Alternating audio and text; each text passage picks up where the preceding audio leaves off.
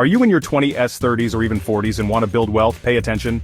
YouTube's biggest creators didn't get rich by accident, they built powerful habits. Today I'll break down the exact habits they use to build financial success. Stick around till the end because the last habit is what separates the winners from the rest. First up, consistency.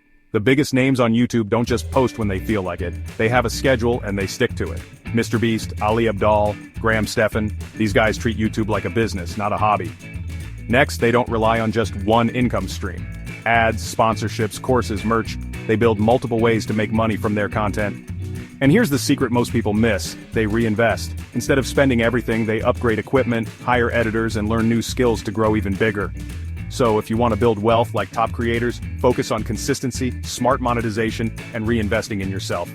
Now what's one habit you think is the key to success? Drop it in the comments.